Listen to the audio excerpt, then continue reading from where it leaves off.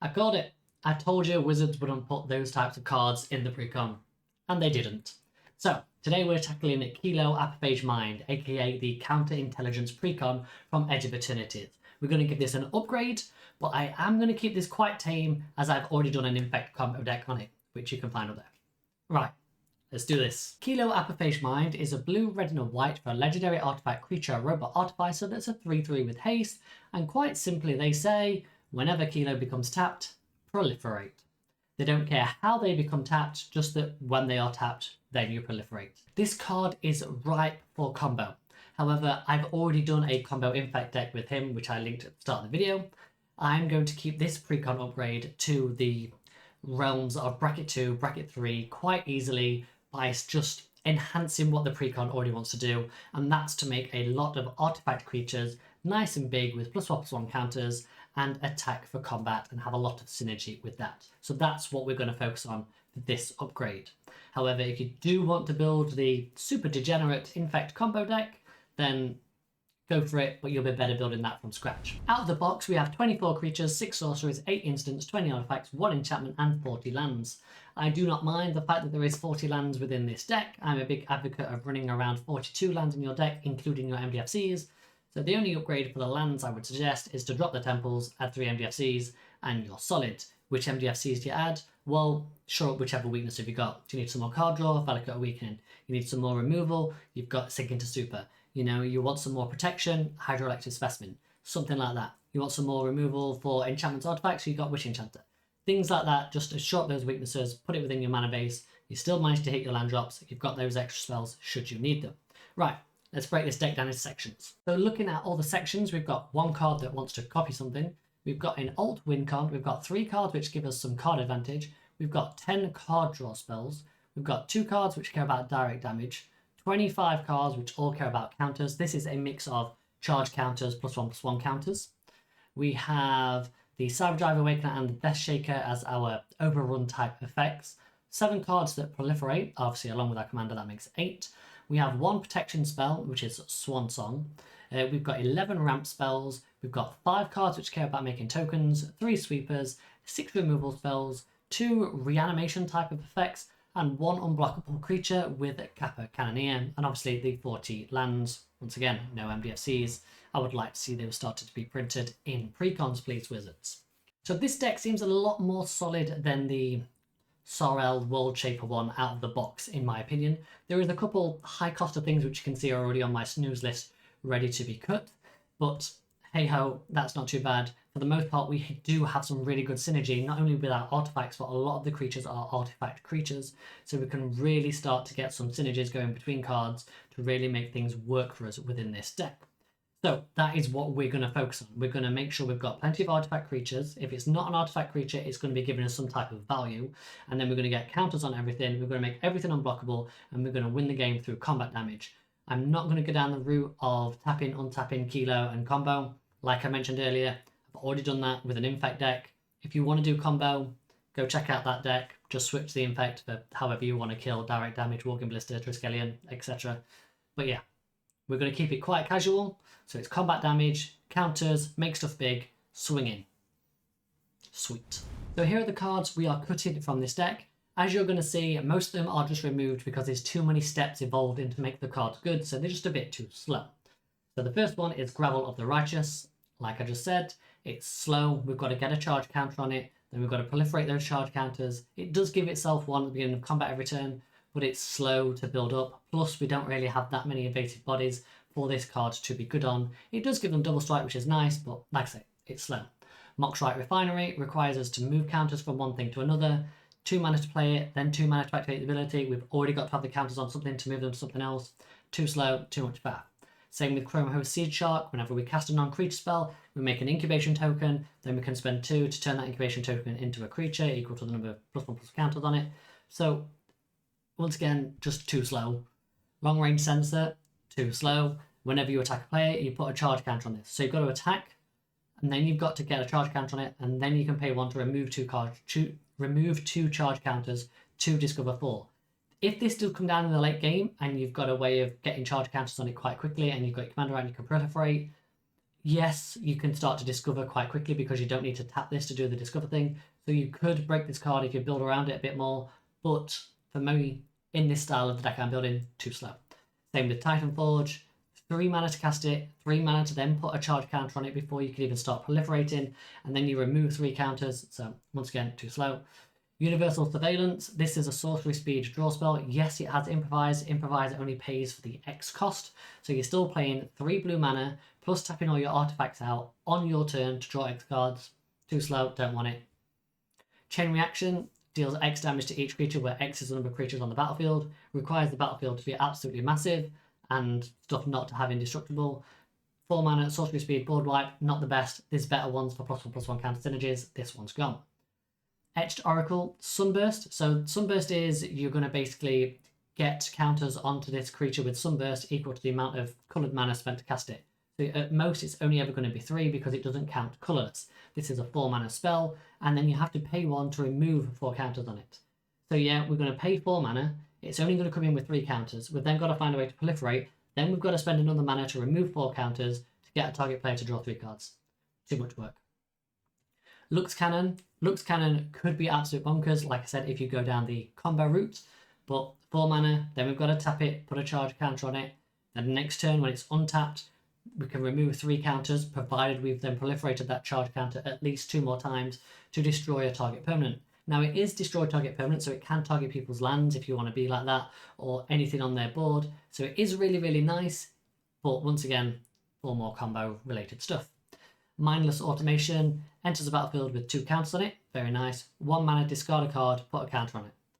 We're not in the habit of discarding cards in this deck. There's no graveyard synergies and things like that we need. We can also remove 2 counters from a Mindless Automation to draw a card. Yeah, if you get this out and it sticks around for 3-4 turns and it's really big, we can remove counters, draw a card, instant speed, no tap effects. Could be quite nice, but, you know, Christmas land. Phyrexian Metamorph is a fantastic card, and it can copy anything on the battlefield. Well, any artifact or creature, I should say. And it is well played in many decks. I just don't know what we're copying here to take full advantage of it. And I kind of prefer Spark Double in this deck if you want this type of effect, because at least then the copy comes in with a counter, so then you can proliferate it straight away. So, swings and roundabouts. It is an artifact creature. It is nice. If there's something you really want to have 2 of, keep it in your deck. Deep Glow Skate. Now, this is a fantastic win more card. Yeah, when it enters the battlefield, double the number of each counter on any target permanents. Yeah, target permanents, multiple. So we can basically double all the counters on all of our stuff, but we've got to have a load of stuff with a load of counters on it and then spend 5 mana to then double it. So it's just a definition of a win more card. Nope, out it goes. Fumigate, board wipe, we gain 1 life for each creature destroyed this way. No, we don't want to destroy our own creatures. We've got a lot of them. We want to keep them around. Angel of Ruins, when it enters the battlefield, exile up to 2 target artifacts or enchantments. It's a nice bit of creature removal. It has plane cycling. We're not heavy in white, so we don't need the plane cycling. Goodbye. Better removal stuff. Depth Shaker Titan. I know a lot of people are probably going to like this card because it's a fancy overrun effect, but each artifact creature you control has melee, trample, and haste. Yeah, you then sacrifice them at the beginning of the next end step. So this is a one-shot. So if this does not work, you wipe your own board in trying to take everybody out. If that sounds like fun and you want to go for that big haymaker swing, go for it. Use this card. It could be fun, don't get me wrong. I just feel like decent opponents will screw you over and then you'll be left holding your bits. Threefold Thunderhawk, 7 mana for a 0/0 that comes in as a 3/3 due to the 3+1/+1 counters on it. When it enters or it attacks, you're going to make gnomes. Now, if we can consistently proliferate this, then that's fantastic. But just bear in mind this is 7 mana. It comes in, then we've got to proliferate it loads. It feels like this is quite late game, and on turn 7, 8, 9, even in casual parts bracket 3, the game starts ending around turn 9, turn 10, so you're not going to get that much mileage out of a 7 drop. So, I'm sorry, Thunderhawk, you gotta go. We just quickly come down and look at the stats of this deck. We can see the average mana value of the Precon is 3.1, and the curve is not too bad. There's a little flick up at the end due to the higher mana costs cards we have just seen, which mostly I'm removing, so that will come down. There is a little bit tricky though with this deck. Hangback Walker is not a 0 cost.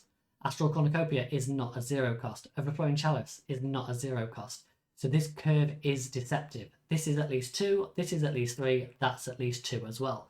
So we are slightly higher in these two sections of here.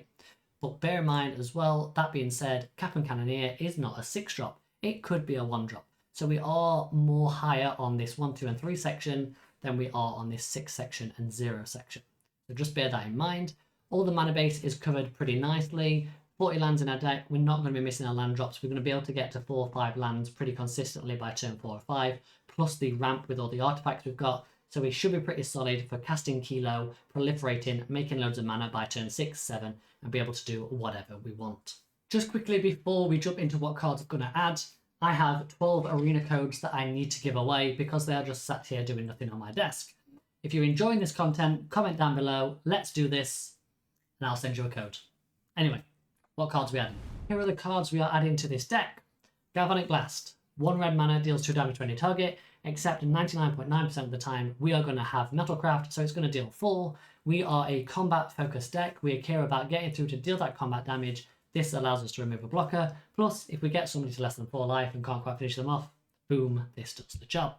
Slip out the back, put a +1/+1 counter on target creature, it phases out. It's protection, it also gets counters on things. We want counters on things, we want things to stay alive. Cyberman Patroller, artifact creatures you control have Afflict 3. Our opponents are damned if they block and damned if they don't, because we're either going to deal combat damage to them or they're going to take 3 damage if they block us. So yeah, absolutely fantastic card. Plus it's 2 with some other cards we've got in this deck. Essence Capture, counter target spell, put a counter on something. We need to protect key pieces in this deck, so I've added a few counter spells. This one also puts counters on things. Very, very nice. Lion Slash, remove cards from people's graveyards, gets counters, reconfigure or equip it to a creature. It's bigger for each counter on Lion Slash, or just keep it as a creature yourself. Muddle the Mixture, counter instant or sorcery spell. Also Transmute, which lets us go fetch a 2 CMC artifact. As I've just mentioned, Cyberman Patroller. But the other key one in this deck is our Steel Overseer. This gets counters on absolutely everything or all of our creatures on the board, so we need to make sure that we've got access to that and can protect it. Hence the counter spells and the tutors. Moving on from Muddle the Mixture, Planar Incision. Exile target artifact or creature, return it to the battlefield under its own control with a counter on it. Protect something, lovely, adds counters. You see the theme. From Planar Incision, we've got Resculpt. Exile target artifact or creature, create a 4/4 blue and red elemental creature token. Boom, gets rid of all of our pesky opponent stuff. It's exile, which is very nice. There is a Swords to Plowshare in this deck. I didn't add a Path to Exile because I don't want to give our opponents an extra land. No thank you. Reality Chip. You may look at the top card of your library anytime. This is card advantage. If the Reality Chip is equipped or reconfigured onto a creature, you can play lands and cast spells from the top of your library, allowing you to churn through your deck. Fabricate. This is the tutor along with the tutor on Muddle the Mixture that we can then use to go fetch our Steel Overseer or some ramp, whatever we need. If you're into the late game, Fabricate, go get your Cyberman Squadron, go get your Cyberman Patrol, whatever you need to get that damage through to win the game. Bear in mind, those are both artifacts and tutorable with Fabricate. Foundry Inspector, once again, just reduce the cost of all of our artifact spells. We've got a lot of artifact creatures, we've got a lot of artifacts. Let's bring the cost down of those even further, making sure that we can recover after board wipes, things like that. Remember, Farewell exiles all artifacts, yeah? And then it exiles your graveyards, so just make sure you've got your counter spells ready because those are the types of cards that are really going to cripple this deck. So make sure you've got those protection spells in hand. Sonic Screwdriver is just a great all-rounder in this deck. It's a ramp, it untaps another target artifact, so it can untap to ramp you even further, or it can untap your commander so you can proliferate. It's card advantage with the Scry, and also it makes your creatures unblockable. Target creature can't be blocked for 3 mana. Absolutely fantastic. We can use this to get our big guys through to deal that damage. Crystal Skull of the Isu Spyglass. I think this is the only card in the Modern Horizons Beyond Boosters Assassin's Creed set that I got. So yeah, may look at the top card of your library anytime, and you can play historic lands and cast historic spells from the top of your library, aka artifacts, legendaries, sagas, things like that. We have a lot of artifacts in this deck. Also, it taps for a blue mana. Lovely jubbly. So, combat heavy deck. We're going to put creatures on everything with our Steel Overseer and all these extra spells that we've just added. Boom. Herald of the Secret Streams, creatures you control get +1 with +1/+1 counters on them, can't be blocked. Your opponents need to remove this to stop you from killing them. Hence, the protection spells, the counter spells, keep this thing alive, you'll be able to then let your creatures do the work. Wave Goodbye. Return each creature without a +1/+1 counter on it to its owner's hand. Now, this then also reinforces the reason why we've got Muddle the Mixture and Fabricate in here, so we can get that Steel Overseer to make sure all of our creatures do have +1/+1 counters on them, so then this is 100% a one-sided board wipe. What we like. Should all that fail, Cyberman Squadron. This is by far a better 7-drop to be putting in this deck. It was reprinted in the Doctor Who, it was printed in the Doctor Who set, Doctor Who Precons. Non-legendary artifact creatures you control have Myriad. Literally about 90% of all of our creatures are artifact creatures. So this just basically gives all of our stuff Myriad, so we're not just attacking one person, we're attacking 2 people. Have this out with something like Herald of the Secret Screams. One person's got all the counters, they're definitely going to die in. Everything else is getting Myriad stuff thrown at them. Absolutely fantastic. Also, because this is a Universes Beyond card, I'm not sure if it's been confirmed that these aren't getting a reprint. It's already at €8, so if you do play a lot of artifact creature type decks, might be worth picking it up sooner rather than later. That's not to say that they won't reprint it, it's just unlikely, I think is what Maro said, or Mark Rosewater. But who knows, anything can happen with Wizards these days. So as you can see, the curve has changed a little bit. We're now higher in the 2-drop section. We're lower on the 7s. Just remember the 6-drops, that Cap and Canna here is not here, so this is 3 1-drops essentially over here, or two spells over here, because we've got Wake the Past, which is, I think, is a fantastic recursion spell to recover from board wipes in this deck. Obviously the 0s don't exist here. This is a 2, this is a 3, this is a 2. But yeah, overall, it's a nice curve. It's not too bad. We've got a lot of ways of reducing the cost of our spells, so this whole 5, 6, and 7 is actually probably more 4, 5, 6, which is really, really, really nice. The average mana value of our deck now is 2.71, and as you can see, we are a lot heavier into blue. So if you want to shift some of the lands around, by all means do so. Reduce the amount of red and white. I think there's 3 of each basic in this deck, so you could remove 2 mountains, 2 plains, add in some more islands, and yeah, you'll be good to go.